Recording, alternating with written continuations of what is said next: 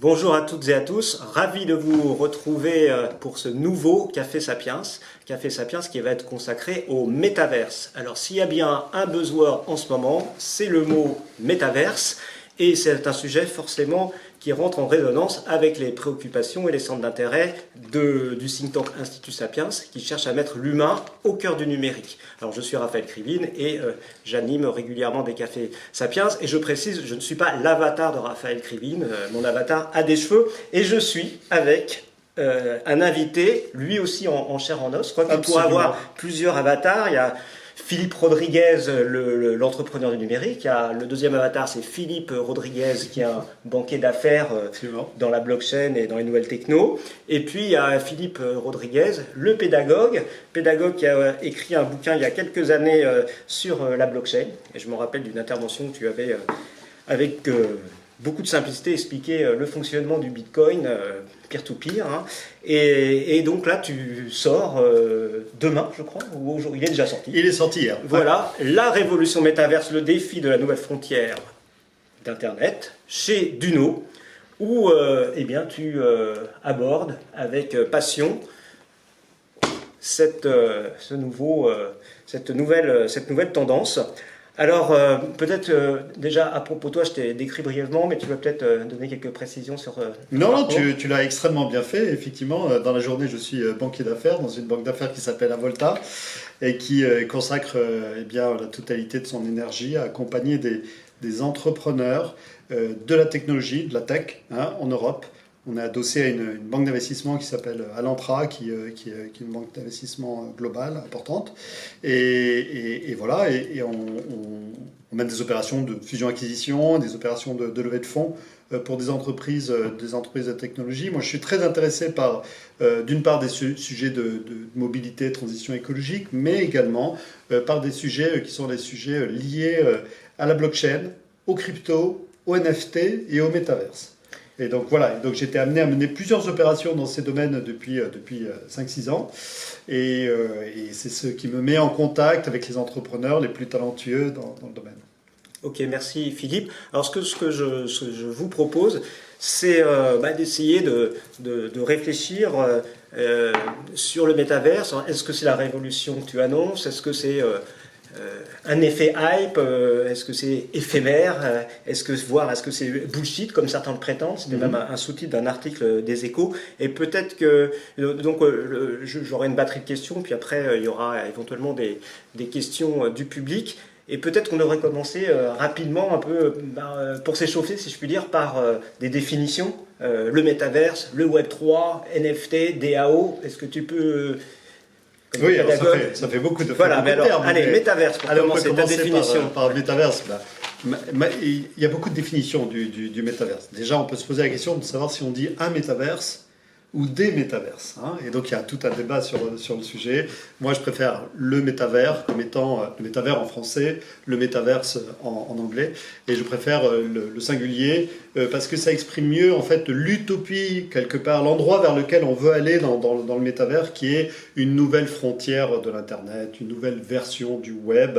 Et de la même façon qu'on dit le web, on ne dit pas les web, on ne dit pas les Internets, on dit l'Internet. Et bien de la même façon, je pense en fait qu'on va être amené à dire peu à peu le métavers.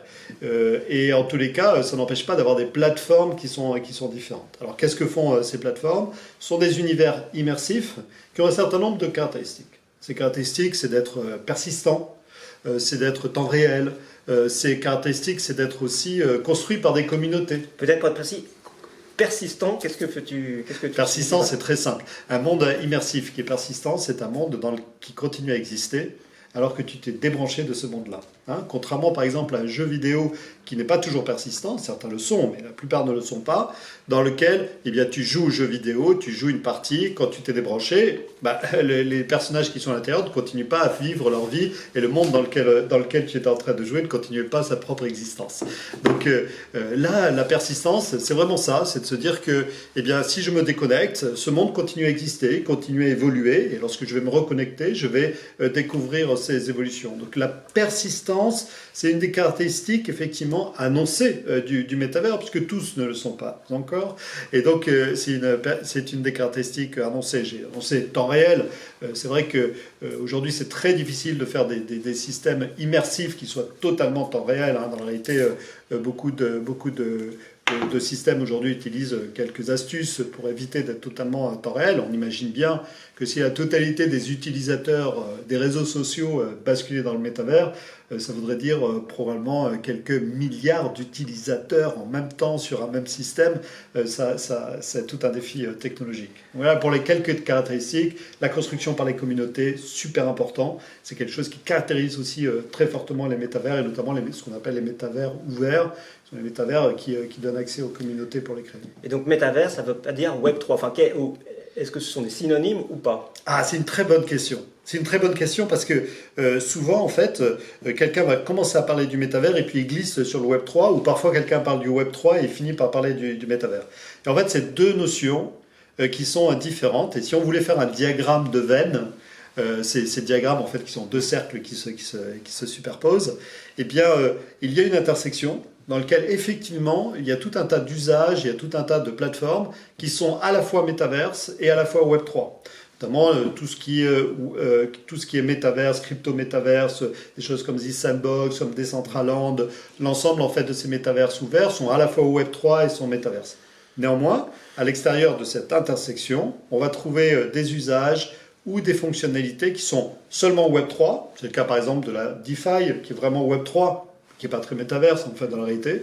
Et puis des choses qui peuvent être métaverses, qui sont des expériences immersives, qui ne nécessitent pas forcément d'utiliser la totalité de ce qu'est le mouvement Web 3.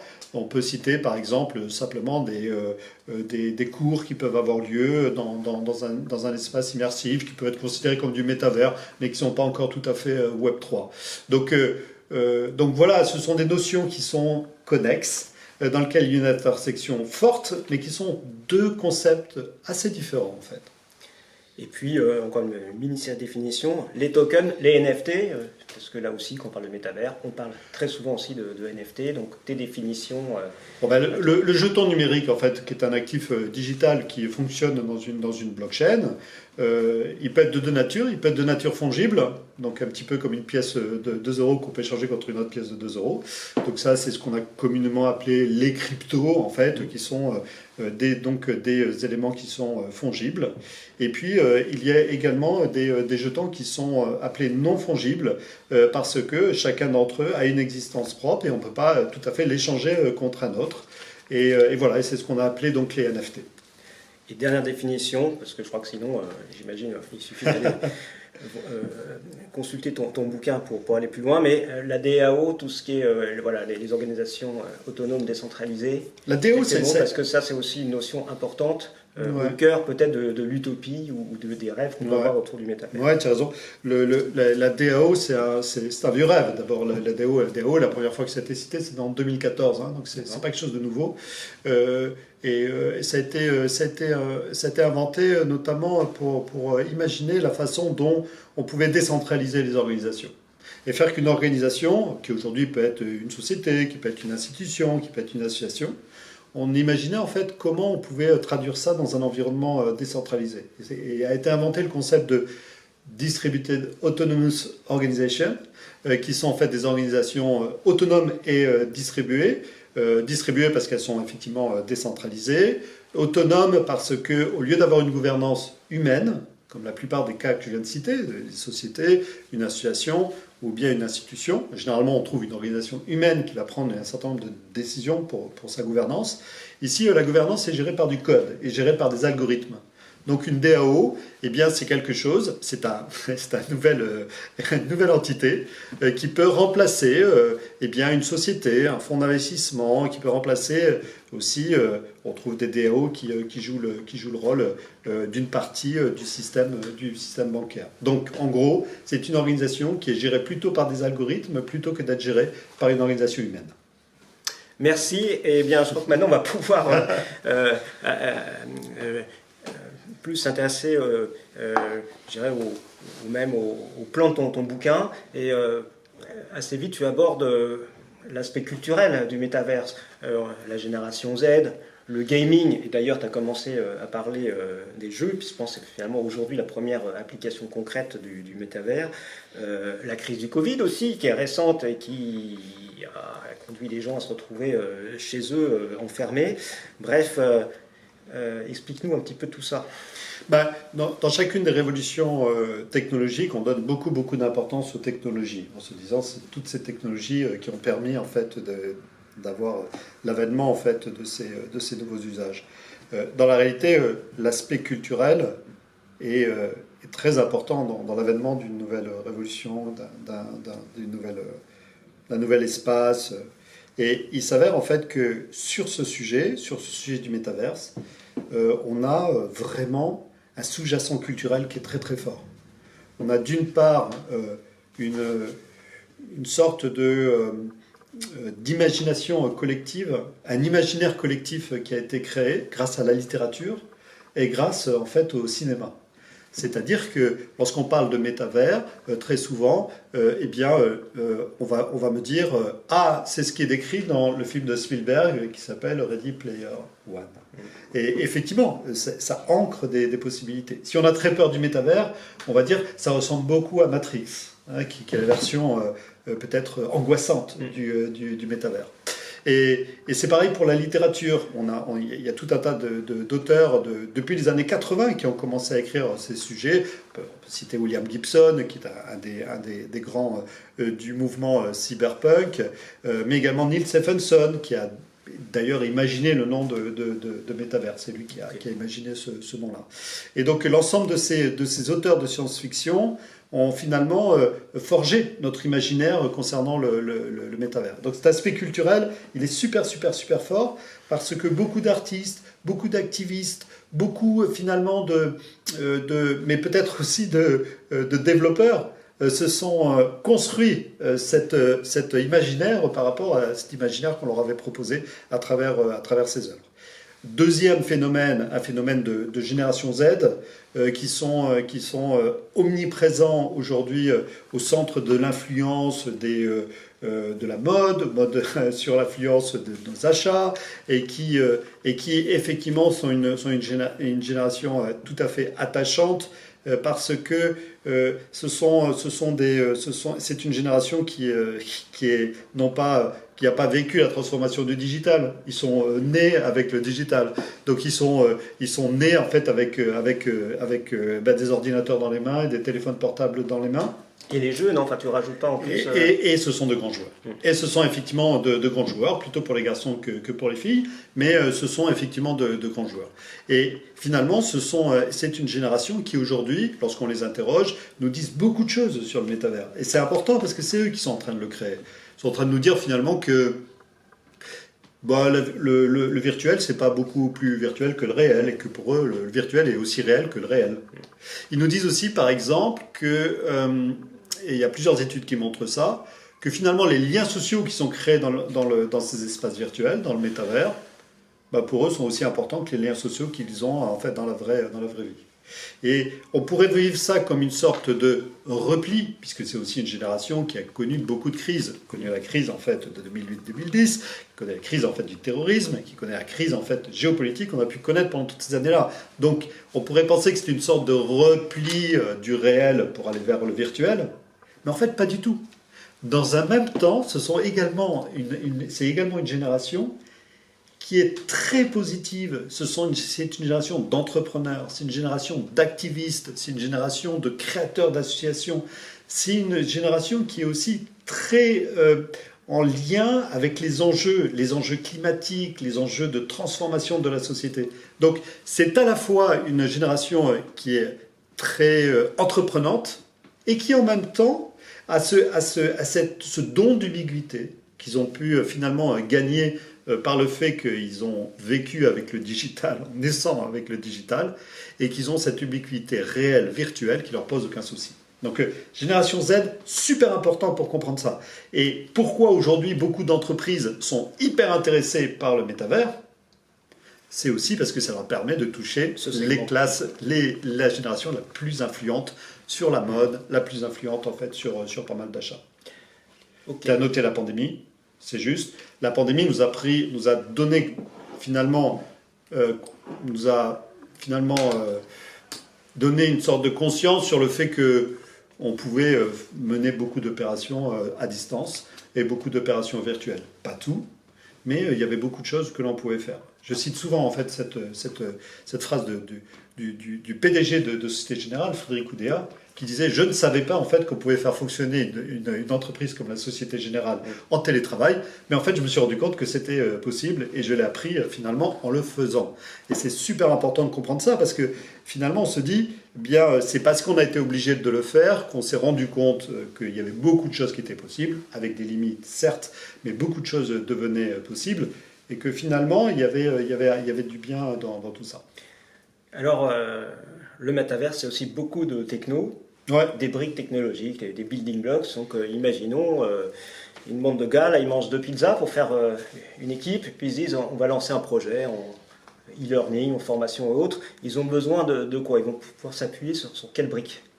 Ça aussi, t'en parles évidemment dans ton Ouais, bouquin. alors j'ai fait deux chapitres là-dessus parce que ça me paraissait important de distinguer 2 types de technologies. Pour moi, il y a un groupe de technologies que j'appelle les technologies immersives, qui sont en fait l'ensemble des technologies qui permettent de rendre immersif une expérience. Donc dans les technologies immersives, on va trouver le spatial computing, la capacité en fait de pouvoir traduire un environnement et de le traduire de façon immersive, qui comprend également la connexion aux différents devices pour pouvoir obtenir tout ça. Mais c'est aussi pas mal de réseaux, c'est pas mal aussi il y a aussi des couches qui sont des couches même beaucoup plus basses, qui sont les couches des semi-conducteurs, comment on va faire pour faire fonctionner tout ça. Et puis il y a des technologies qui sont des technologies aussi d'aptique dont je parle, qui sont toutes les technologies qui nous permettent de ressentir quelque chose à l'intérieur du métavers. L'aptique, en fait, est ce que l'optique est à la vision, l'aptique est au sens du toucher. Donc c'est ça qui nous permet en fait d'avoir une sensation de toucher, d'avoir une sensation parfois aussi de force, une sensation de vibration. Et l'aptique est extrêmement importante dans le métavers. Si on prend quelques usages, comme par exemple l'enseignement de la chirurgie, c'est absolument impossible de reproduire des mouvements si on n'a pas un retour de force au moment où on est en train de mener une opération. Et donc le chirurgien ne pourrait pas apprendre réellement la chirurgie s'il n'y avait pas ces systèmes haptiques, et notamment tous les systèmes que l'on appelle de retour de force, qui lui permettent de sentir en fait une résistance sous son scalpel. Et toutes ces technologies ensemble constituent en fait les technologies immersives. Il y a déjà beaucoup d'acteurs qui sont positionnés sur ça et qui offrent des briques pour pouvoir mettre en place des solutions. Deuxième groupe de techno, évidemment la blockchain. Et là-dedans, pourquoi la blockchain? Parce que pour la première fois, en fait, on a un outil qui nous permet de façon désintermédiée de pouvoir prouver une propriété, de pouvoir transmettre de pair à pair une propriété, de pouvoir faire que finalement quelque chose devient unique ou peut porter une valeur à l'intérieur de l'Internet. C'est l'objet d'ailleurs avant la blockchain de la base de Bitcoin qui est à l'origine de tout ça.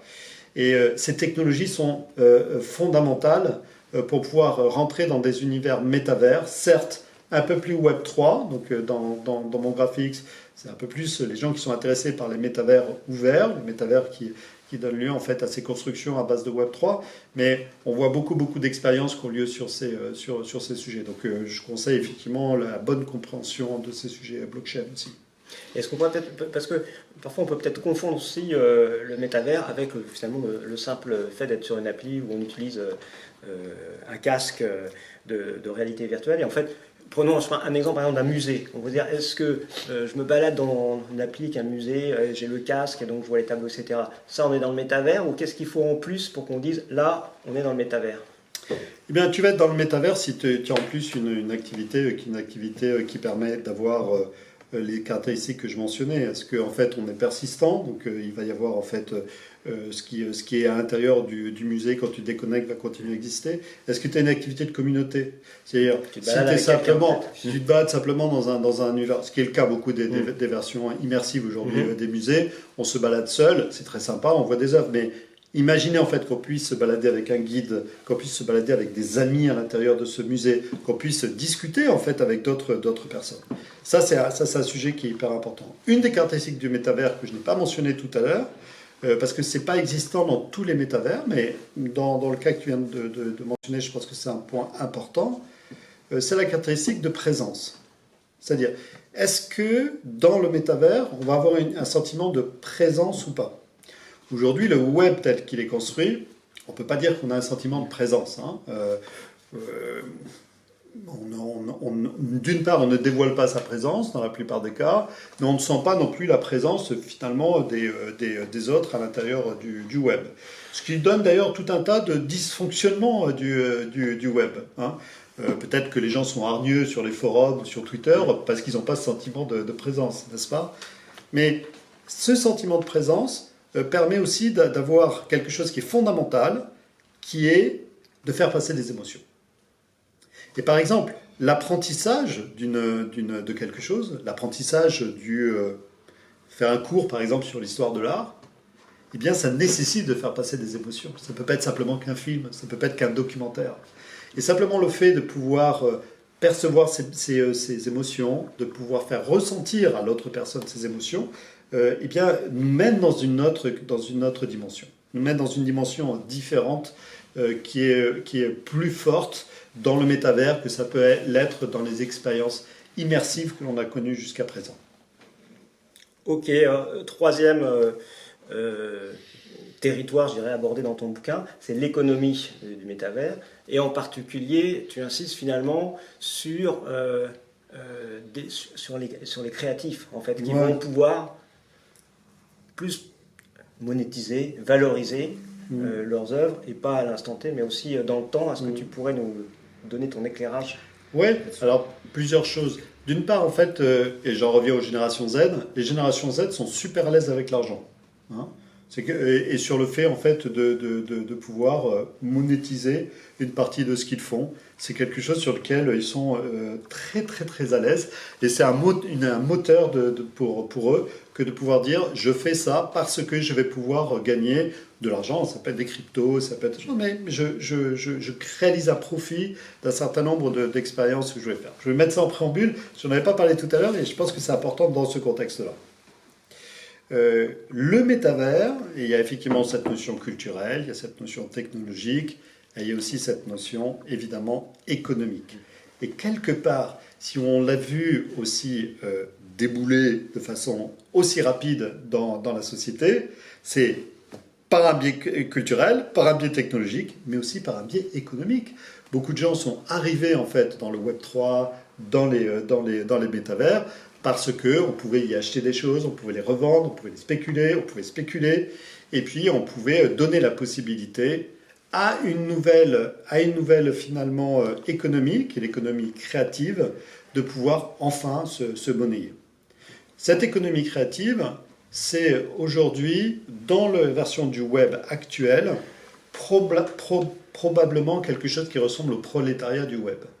Ce sont des gens qui sont exploités pour pouvoir produire des sites web, des graphistes qui sont assez mal payés pour pouvoir faire des choses fantastiques. Et ça, c'est l'ancienne version du web. Dans la nouvelle version du web, on propose en fait un système différent. On propose un système différent dans lequel le créateur va pouvoir prendre en main beaucoup plus sa destinée, offrir ses services, les monnayer directement auprès en fait des utilisateurs qui sont soit des utilisateurs d'une plateforme, ou soit des utilisateurs qui peuvent être une entreprise qui va vouloir construire une expérience. Ça, on l'a vécu déjà dans un certain nombre de ce qu'on appelle les proto-métavers, ce qui vient avant le métavers, notamment avec Roblox par exemple, dans lequel on voit ces gamins qui construisent des jeux et qui gagnent de l'argent grâce à ces jeux. En 2021, Roblox a versé 500 millions de dollars à des gamins pour la création de ces jeux. Donc ce n'est pas une petite somme. Et dans la réalité, on se rend compte que cette économie créative va perdurer parce qu'elle est demandée, parce qu'elle change aussi l'échelle des priorités et permet en fait de mieux rémunérer l'industrie créative. Et justement, par exemple, tu as évoqué l'entraînement sur des pour des chirurgiens, et je crois qu'il y a une pub de Meta là, en ce moment sur le sujet, me semble-t-il. Mais concrètement, j'ai envie de dire, toi Philippe, est-ce qu'aujourd'hui, là tout à l'heure, tu vas rentrer chez toi, est-ce que tu vas te plonger dans le métavers après? Bon, je suis sur l'usage. Quels sont les usages? Là, tu parles des artistes. Est-ce qu'il y a des exemples vraiment concrets? On va dire, ça y est, là, on y est. C'est pas du proto, on y est. Ou est-ce que tu vois plus comme en devenir, où on en est en termes de maturité? Ou pour les adeptes du Gartner, sur le hype, on est où? Mais déjà du concret, est-ce que c'est possible? On est vraiment au début de la courbe en termes d'adhésion. Pour plusieurs raisons. D'une part, parce que l'usage aujourd'hui est assez peu développé, parce que le métavers, en fait, n'est pas encore totalement construit. Et on manque d'expériences qui soient suffisamment riches pour le faire. Donc aujourd'hui, il s'agit plutôt d'expériences qui sont des expériences pour essayer, ou parfois un peu de metaverse washing, mais on n'a pas réellement en fait... le côté, je mets metaverse, un coup de tampon sur des projets... Ça peut arriver. Aujourd'hui, on est encore dans cette période-là. Mais aussi parce que le metaverse n'a pas encore gagné l'adhésion du public. Et pour de bonnes raisons d'ailleurs, ça me paraît tout à fait normal. Lorsqu'on parle du métavers, on se rend compte qu'on a à peu près 60% des gens qui disent « je ne sais pas très bien ce que c'est, mais je n'ai pas très envie de savoir ». On a 20% des gens qui disent « je comprends ce que c'est et ça me fait très peur ». Et il y a 20% des gens qui disent « je comprends ce que c'est et j'ai vraiment envie qu'il progresse ». Donc il y a un énorme progrès à faire sur ce qu'est l'acceptation sociale du métavers. Et bien sûr, pourquoi? Parce qu'on a un certain nombre de défis qui sont déjà en fait apparents et qui pourraient empêcher son développement et sur lequel il va falloir travailler tous ensemble. Et d'ailleurs, l'Institut Sapiens a un rôle à jouer là-dedans, à la fois de réflexion, mais aussi probablement d'être un endroit de débat pour s'assurer en fait que cette acceptation sociale devienne plus forte. En termes d'usage, au-delà des jeux vidéo, là, il y a déjà Fortnite, etc. On peut dire que c'est du métavers, mais sinon, est-ce qu'il y a vraiment des exemples? Ça y est, là c'est parti, il y a 200 000, une communauté de tant de personnes qui est sur tel outil, et c'est parti. Je pensais par exemple à une appli, je ne sais pas si est-ce que c'est du Web3 ou Audius, je crois, par exemple, dans une espèce de concurrent, on pourrait dire, de Deezer ou de Spotify, où les artistes, je pense, peuvent poster leur propre musique. C'est des choses comme ça? Sur les proto-métavers, c'est-à-dire des choses qui annoncent en fait le métavers, mais qui n'ont pas toutes les caractéristiques que j'ai présentées du métavers. Tu cites Fortnite, c'est un bon exemple. Fortnite, lorsqu'on regarde l'usage de Fortnite, il ne s'agit pas tout à fait d'un jeu vidéo. Il s'agit en fait d'un lieu de rencontre pour une certaine classe d'âge. C'est un peu le golf des jeunes en fait. Ouais, c'est l'endroit dans lequel on va jouer, et puis pendant qu'on joue, on peut être sur Discord, on peut échanger, c'est là où on construit des liens sociaux, et c'est l'endroit dans lequel on va, on dirait en français, traîner. Hein. On va traîner, mais pour pouvoir discuter. À mon époque, on traînait plutôt autour du flipper, voilà. Mais il faut aussi peut-être... Baby-foot. Oh, baby-foot, ok. Mais aujourd'hui, les jeunes traînent plutôt autour de Fortnite. Donc on n'est plus dans la dimension tout à fait du jeu vidéo, c'est important, on est dans une autre dimension, et probablement que le métavers futur va ressembler à ça. Donc, est-ce que le métavers aujourd'hui existe? Est-ce qu'on a suffisamment d'usage pour dire voilà, ça existe? Ma réponse est plutôt non. Est-ce qu'on est en train de développer un certain nombre d'usages? La réponse est oui, et ça va venir assez vite. Et alors, j'ai trouvé là dans ton bouquin que tu avais tu vends du rêve, peut-être de l'utopie, tu parles de bien commun numérique, peut-être d'un monde où il n'y a plus de français, anglais, allemand, on est tous citoyens d'un monde plus vaste. Et ça me rappelle un petit peu, j'aurais envie de dire, la fin du siècle dernier, où on rêvait d'Internet, les GAFA et les grandes structures. Donc tu penses que ça peut renouveler tout ça? Parce qu'en même temps, finalement, ceux qui font le jeu aujourd'hui, c'est Meta, donc en fait c'est Facebook, et on revient à un joueur très très important que les adeptes du métaverse espèrent peut-être un jour, non pas vaincre, mais en tout cas ils espèrent créer un contre-pouvoir d'une certaine manière. Donc où en est ta réflexion sur le sujet? Non, c'est un vrai enjeu. Ça dépend de nous. En fait, ça va dépendre de nous. Ça va dépendre d'ailleurs de chacun d'entre nous. chacun d'entre nous, on a le choix de participer à des expériences ou de ne pas participer. Je ne veux pas faire non plus de procès d'intention sur ce que veut faire Meta dans ce domaine. Parce qu'il est probable que Meta s'oriente aussi vers des systèmes plus ouverts, sous la pression d'ailleurs du public, qui va probablement demander à ce qu'il y ait beaucoup plus d'ouverture de ces systèmes. Donc, pourquoi je parle d'un bien commun numérique? C'est qu'il me semble en fait que la seule possibilité pour avoir quelque chose qui soit réellement dans la philosophie de ce qu'était l'Internet au démarrage, eh bien, c'est de rendre le métavers, de le transformer en un bien commun numérique. C'est-à-dire quelque chose qui soit à la fois géré pour le bien commun, mais qui soit géré aussi de façon décentralisée, comme le sont les couches basses de l'Internet, avec des organisations internationales indépendantes, certes privées, mais indépendantes, et qui gèrent la gouvernance complexe de l'Internet, mais qui est plutôt bien gérée aujourd'hui, et que l'on peut d'ailleurs prendre comme étant un exemple de gouvernance qui fonctionne, de gouvernance internationale qui fonctionne plutôt bien. Le Web 2 est arrivé par-dessus avec une recentralisation à travers les plateformes. On a la possibilité avec le Web 3 et le métavers de construire quelque chose de différent. Et c'est nous qui allons décider. Lorsqu'on voit les initiatives de The Sandbox, de Decentraland, qui veulent bouger le système de façon à offrir des métavers beaucoup plus ouverts, beaucoup plus open source, utilisant des NFT, avec des expériences qui peuvent provenir de la totalité de l'économie créative.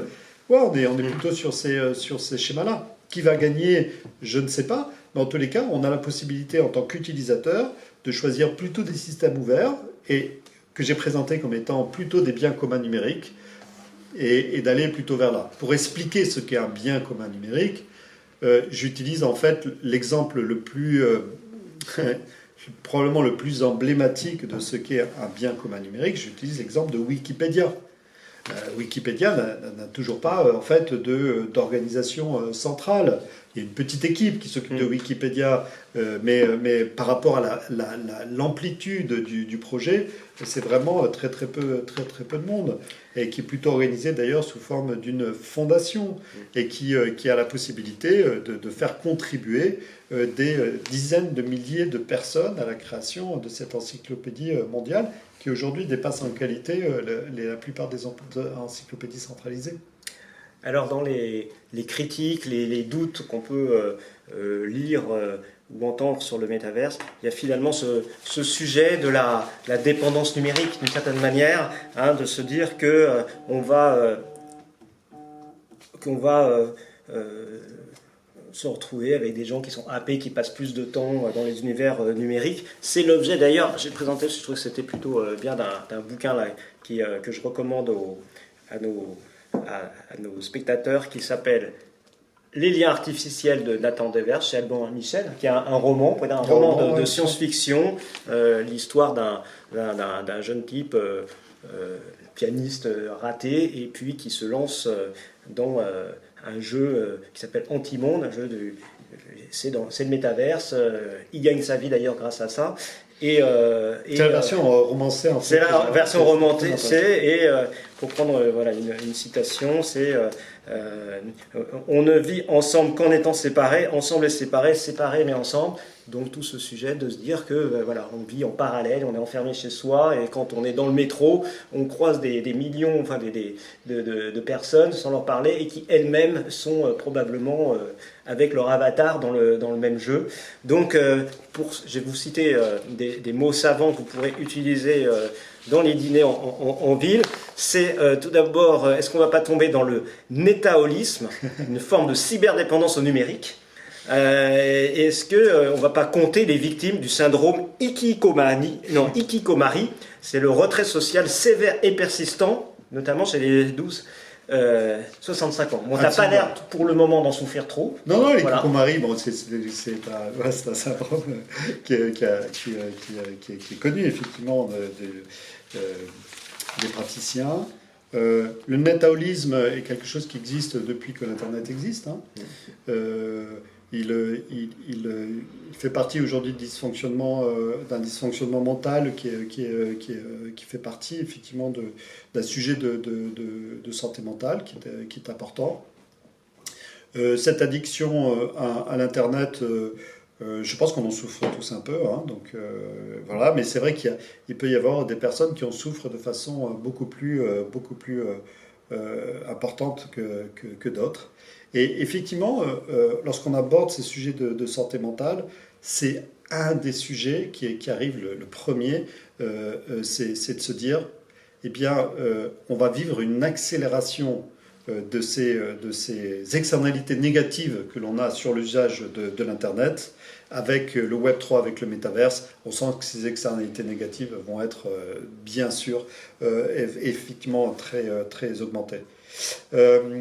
C'est pas si évident en fait. C'est pas si clair parce que plusieurs choses. D'une part, il y a un certain nombre de praticiens sur le sujet de santé mentale qui préconisent en fait l'utilisation d'applications métavers pour pouvoir soigner un certain nombre de dysfonctionnements. Donc, hyper intéressant de se rendre compte que dans un espèce d'effet boomerang, eh bien, il y a des praticiens qui commencent à utiliser ces systèmes-là pour obtenir plus de calme, pour pouvoir méditer, pour pouvoir obtenir en fait des sujets notamment de concentration. J'ai rencontré une entreprise incroyable à Barcelone qui travaille sur ces sujets et qui aide en fait notamment les seniors à travers des jeux qui ont lieu dans ces espaces virtuels, de façon à améliorer un certain nombre de dysfonctionnements, de spatialité, des dysfonctionnements en fait de focalisation sur certains détails. Donc c'est vraiment incroyable de se dire que finalement ce qui pourrait apparaître comme étant un défaut pourrait devenir une qualité. Aujourd'hui, je ne sais pas dire en fait si ce netaolisme va augmenter avec le métavers ou pas. J'espère que non. En tous les cas, il faut accompagner l'ensemble des utilisateurs dans ces méfaits probables de façon à ne pas tomber dans ces addictions. Voilà, la question, mais tarte à la crème, c'est écolo le métavers? C'est pas tarte à la crème, c'est une question importante, tu as raison de la poser. En tout cas, elle est souvent mentionnée. Oui, et tu as raison, ça fait partie dans les débats souvent des sujets. J'étais dans un dîner familial hier soir, et dans lequel on m'a dit, effectivement, mais le métavers, c'est énergivore. Oui. Et donc, on n'en veut pas parce que c'est énergivore. Et je crois, pour ma part, en fait, que chaque activité humaine, tu en conviendras facilement avec moi, consomme de l'énergie.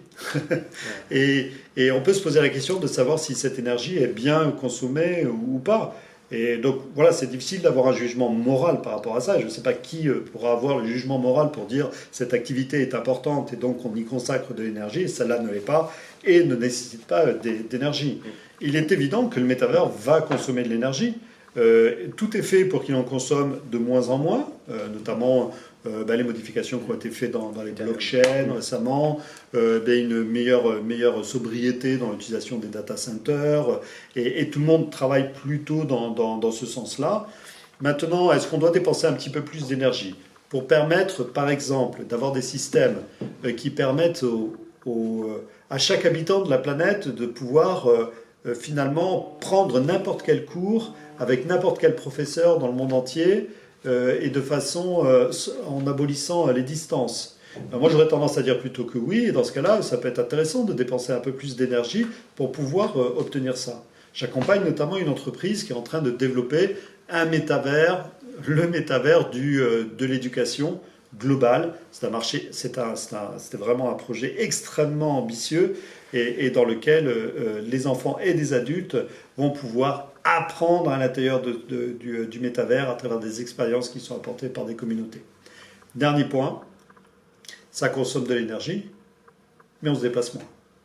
Donc, si on prend le cas, par exemple, de l'utilisation du métavers dans les entreprises, un endroit où on est capable de réaliser, par exemple, des jumeaux numériques d'une usine et qui permettent de régler cette usine, de pouvoir la contrôler sans avoir à déplacer des dizaines, de vingtaines de collaborateurs près de l'usine et de pouvoir, en fait, d'avoir l'ensemble de ces personnels dans des avions et finalement de le faire de l'endroit où ils habitent. Effectivement, il faut avoir une vue holistique de ce sujet. Donc énergivore, oui, peut-être un peu. Est-ce que c'est important? Oui, probablement.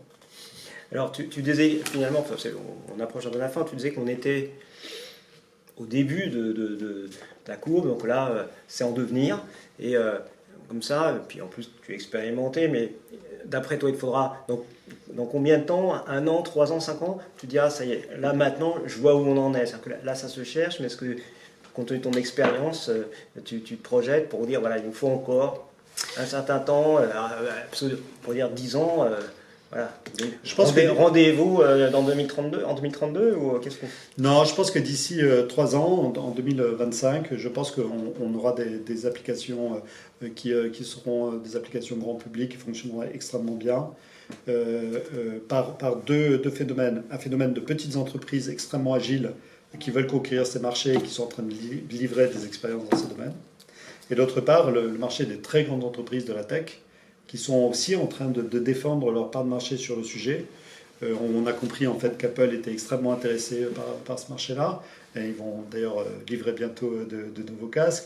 Mais également Facebook qui a annoncé par son changement de nom la direction qu'il prenait qui était très forte, les investissements massifs qu'ils sont en train de faire dans le domaine. Et puis peut-être un certain nombre d'acteurs un peu plus en embuscade, des gens comme Microsoft qui ont déjà des très beaux casques de réalité virtuelle, mais qui ont aussi un accès aux entreprises avec lesquelles ils sont en train de transformer des applications comme Teams dans de nouvelles applications comme Mesh qui permettent en fait de réaliser des réunions virtuelles. Ils sont sur le point de racheter un grand acteur du jeu vidéo, et une dépense de 90 milliards de dollars. On peut imaginer aussi que tout ça soit dans leur plan. Merci Philippe. Alors, eh bien, le public est toujours avec nous et on reçoit des questions. Donc c'est la règle du jeu hein, pour faciliter l'échange. On prend les questions écrites. Alors première question sur les sujets des métiers. Parce que c'est vrai, quand il y a une nouvelle techno, il y a aussi des nouveaux métiers. Je pense des concepteurs, architectes, avocats aussi, hein, puisque on n'a pas eu le temps d'évoquer le sujet, mais il y a aussi tout un terrain en friche là-dessus. Voilà, quels sont les nouveaux métiers, les gens que tu rencontres? Est-ce qu'il y a des écoles sur le sujet? Oui, alors il y a une école qui, notamment avec Ciplon, qui a créé en fait une université, une académie du métavers qui se développe très vite. Donc il y a beaucoup d'étudiants. Et je pense que c'est un sujet important dans lequel il faut effectivement former à ces nouveaux, en tous les cas, à ces nouvelles technologies, à ces nouveaux environnements. Des nouveaux métiers, oui, bien sûr, parce qu'en fait, il va falloir créer des expériences virtuelles. Ces chefs de projet qui vont animer ces expériences virtuelles ont besoin d'avoir des talents vraiment différents que ce qu'on observait jusqu'à maintenant. Il y a tout ce sujet aussi concernant les blockchains, les cryptos, la gestion des communautés qui est super important dans la plupart des entreprises que l'on rencontre aujourd'hui. On se rend compte qu'il y a plein de métiers qu'on découvre. Alors ils ne portent pas forcément de nom parce que ça peut être un community manager, ça peut être un audience manager, ça peut être simplement un launch manager, des gens qui lancent en fait de nouveaux produits, des nouveaux NFT, mais on s'aperçoit effectivement qu'il y a une bonne révolution du travail qui est à attendre. Ça, c'est sur un aspect un peu micro. Et sur un aspect macro, finalement, je sais que vous aimez beaucoup les sujets sur l'intelligence artificielle à l'Institut Sapiens. Oui. Et on s'était posé la question justement des métiers qui n'étaient pas remplaçables par de l'intelligence artificielle. Et plusieurs fois dans les débats, on avait dit, par exemple, le prof de Zumba ou le prof de yoga, ça va être difficile de remplacer par une intelligence artificielle. Et moi, aujourd'hui, le parallèle que je fais avec le métavers, c'est que je me dis que finalement, ces métiers qui ne sont pas substituables par de l'intelligence artificielle, ça risque d'être les premiers qui risquent d'arriver dans le métavers. Justement, grâce à ces qualités de présence, ces qualités de persistance, de temps réel, aujourd'hui, il y a beaucoup de cours d'activités sportives qui ont lieu dans le métavers. C'est peut-être une killer application d'ailleurs, mais on a beaucoup en fait de ces exemples qui sont en train de naître. Et donc voilà les différents métiers qui peuvent exister.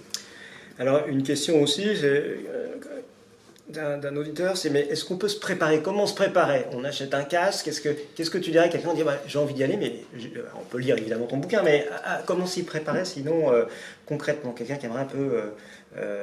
Moi, je conseille beaucoup l'expérience effectivement du casque.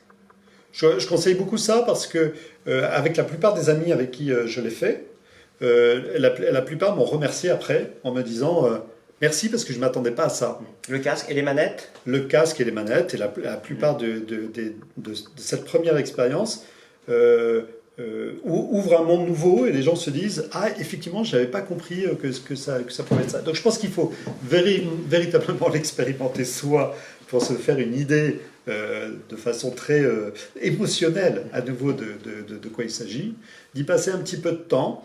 Ça permet en fait d'en se faire une idée beaucoup plus précise. Donc je le conseille vraiment, même avant de lire mon livre, faites l'expérience du casque. Alors, autre question, quelque part qu'il y ait une personne qui dit, mais finalement je pensais qu'une application immédiate qui serait rentable, ce serait presque du social selling, si je puis dire, sur le métavers, avec présentation des produits réels, je peux manier, je peux rentrer dans la voiture, absolument. Et les articles de mode, j'en passais des meilleurs. Donc, absolument. Mais là, absolument. tu commences à voir des choses, est-ce que il y a des non, ça sortent non, tu dis, ça, dans 18 mois, on voit ça? C'est un très bon point.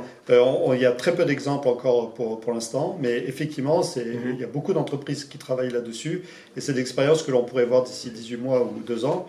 Moi, je pense en fait que le commerce électronique va être révolutionné par le métavers, et que finalement, l'expérience que l'on a, par exemple, dans une pharmacie, dans laquelle on décrit un certain nombre de symptômes, et puis on va nous dire, on a tel produit ou tel autre, et finalement on choisit, on paye, on s'en va. Eh bien, beaucoup du commerce électronique pourrait se transformer avec ce mode-là. Non pas avec, c'est pas forcément avec une personne à l'autre bout, ça peut être aussi une intelligence artificielle, mais avec lequel on va s'exprimer en disant, ben voilà, aujourd'hui je voudrais acheter un nouveau portable, qu'est-ce que vous me conseillez? Et la personne va jouer le rôle d'agent conseil et va nous proposer un produit. Ce qui est beaucoup plus sympa que de se balader à travers des pages web. Et puis de temps en temps, ce ne sera pas forcément une intelligence artificielle, ça pourra être substitué par un vrai agent. Voilà, donc monsieur ou madame qui venait poser la question... Je crois que là, vous êtes peut-être sur un projet de start-up. Absolument. Il faut y aller. Alors, est-ce que tu pourrais revenir sur les aspects de gouvernance? Par exemple, sur la modération, qui est un grand sujet aujourd'hui, je dirais, dans le Web 2, le Web 3, et puis et le métavers. Est-ce qu'il va y avoir des différences avec ce qu'on connaît aujourd'hui? On en est où aussi là? Il y a des juristes qui travaillent aussi sur ces sujets-là. C'est super compliqué parce que dans la réalité, la plupart de ces métavers sont globaux et on dispose en fait de lois nationales concernant ces sujets qui sont très différents. Donc réduire à la nationalité des possibilités d'autres nationalités qui n'auraient pas la possibilité, c'est très compliqué à mettre en œuvre dans le métavers. Donc on imagine qu'on va trouver des sortes de méta-lois qui vont permettre de faire ça, et ça sous-entend en fait qu'il y ait une gouvernance qui soit une gouvernance supranationale qui permette de le gérer. Mais on n'est pas au bout de nos peines pour organiser ça, parce que voilà, des pays dans lesquels on ne reconnaît pas l'homosexualité, ça va être compliqué en fait de pouvoir en fait avoir des propos sur ces sujets-là. Et puis en même temps, d'autres pays qui vont mettre en place des lois restrictives sur certains sujets comme la religion. Tout ça fait que on peut être amené en fait à créer plutôt des espaces qui ne vont pas forcément communiquer entre eux, ce qui n'est pas l'objet de cette utopie. Mais si on prend ce roman, finalement au contraire, il faudrait se dire on est hyper réglementé dans notre vie quotidienne, voilà, que ce soit dans les entreprises, etc. Et finalement, on pourrait dire le métavers, au contraire, ça pourrait être un lieu de totale. Alors c'est pour ça que c'est ce que les gens pourraient rechercher finalement. C'est pour ça que c'est un roman et que ce n'est pas la réalité, parce que la réalité, c'est que la loi s'applique aussi et s'applique dans le métavers. Et toute la question aujourd'hui juridique, c'est la question en fait de est-ce que la plateforme fait, dans les termes juridiques, fait écran ou pas, et est-ce qu'elle prend la responsabilité pour l'utilisateur ou pas. Et les gens qui sont plus penchés sur les métavers ouverts préféraient des systèmes dans lesquels la plateforme ne fasse pas écran, et en même temps le législateur préférait que la plateforme prenne ses responsabilités.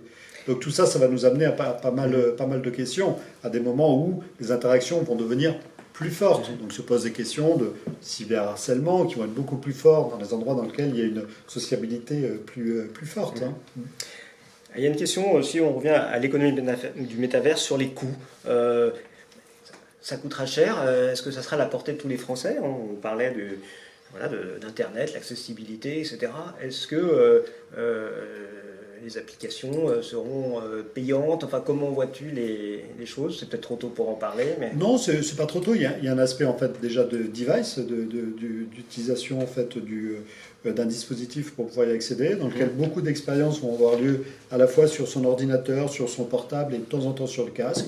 On peut imaginer que le casque va avoir des prix baissent. C'est beaucoup moins cher qu'un portable aujourd'hui, un casque. Donc on peut imaginer en fait que les prix vont continuer à baisser sur ces sujets-là et que ça soit quelque chose qui soit relativement accessible. Et puis dans l'utilisation, non, je pense qu'on est dans une utilisation assez populaire, dans lequel la plupart des systèmes sont ouverts et permettent une utilisation gratuite. Et c'est simplement au fur et à mesure que l'on y vit et que l'on veut participer à des expériences, que l'on va pouvoir utiliser ces jetons pour pouvoir le faire. Donc moi je l'imagine plutôt comme une révolution assez populaire. Ok, alors on arrive quasiment à la fin de notre Café Sapiens. Voilà, ça fait au moins 50 minutes qu'on a démarré. Alors moi j'ai toujours une question pour mes invités. Voilà, est-ce que tu as envie de partager, pour aller plus loin, un coup de cœur, voire un coup de gueule avec, sur le sujet, ou pourquoi pas un peu éloigné, mais qu'est-ce que tu as envie de partager avec nous? Alors est-ce que je peux faire un coup de gueule et un coup de cœur? Eh bien, allez, on a le temps. Non, le coup de gueule, c'est que je pense en fait qu'il faut qu'on prenne beaucoup de recul par rapport à ces sujets. Aujourd'hui, j'entends beaucoup d'avis qui sont des avis extrêmement tranchés sur le sujet. Je collabore dans toute une tas de communautés qui sont très prolifiques concernant le Web 3. Petite parenthèse d'ailleurs, j'aurais pu le dire que tu as aussi un avatar Fibre.js qui s'occupe d'un think tank européen, je crois, où vous réfléchissez justement qui s'appelle MetaCircle. MetaCircle. On va faire plein de choses avec Institut Sapiens. Et il y a des choses à faire ensemble. Il y a aussi ce phénomène en fait qu'on a des opinions extrêmement tranchées sur le sujet. Et donc à la fois les gens qui font la promotion du métavers et à la fois des gens qui sont des détracteurs du métavers. Et j'ai envie de dire en fait à ces deux populations, prenez un peu de recul par rapport à tout ça. Regardez vraiment la réalité des choses. On est en train de construire quelque chose, donc c'est pas forcément le moment de le démolir. Apprenons à s'en servir et puis surtout, on a la possibilité de le façonner à ce que l'on voudrait vraiment qu'il soit, c'est qu'il devienne en fait un commun numérique probablement dans les années à venir. Ça, c'était le coup de gueule. Le coup de cœur. Le coup de cœur, c'est que voilà, on parle d'un certain nombre de livres de science-fiction. Tu sais que je suis un grand lecteur de livres de science-fiction. Et on parle de beaucoup de livres qui sont souvent cités. Le Neil Stephenson, Snow Crash, le William Gibson, Neuromancien, etc., etc. Et on a toujours, dans tous les articles, on retrouve toujours les mêmes bouquins, 3 ou 4 qui sont toujours cités. Et il y en a un que je trouve passionnant et que donc je voudrais inviter les spectateurs aujourd'hui à pouvoir le découvrir, qui est un auteur de science-fiction majeur qui s'appelle Vernor Vinge et qui a écrit un bouquin dans les années 2000, à la fin des années 2000, un peu avant 2010, et qui s'appelle Rainbow End, et qui raconte en fait un petit peu sa vision du métavers. Et il le fait de façon spectaculaire et avec une notion qui est hyper intéressante, c'est que lui, il imagine plutôt le métavers dans sa version réalité augmentée, plutôt que simplement réalité immersive ou réalité virtuelle. Et il imagine tout un monde dans lequel ce que l'on voit n'est pas tout à fait ce que l'on devrait voir, parce qu'on porte en fait des lunettes ou des artifices qui nous permettent en fait de voir une réalité différente constamment. Et c'est très très bien vu, c'est vraiment un très grand auteur qui a écrit de merveilleux livres auparavant, qui étaient plutôt des livres de space opéra, et qui voilà, moi j'apprécie beaucoup et que j'aimerais faire découvrir aux spectateurs. Ok. Un grand merci Philippe. Alors tout à l'heure, on était un peu parti sur l'architecture, et je pense d'ailleurs que les architectes qui ont besoin toujours finalement qui font des maquettes, donc finalement c'est du virtuel, une maquette, probablement qu'il y aura des applications concrètes dans le métier très clairement. Pour ce domaine-là.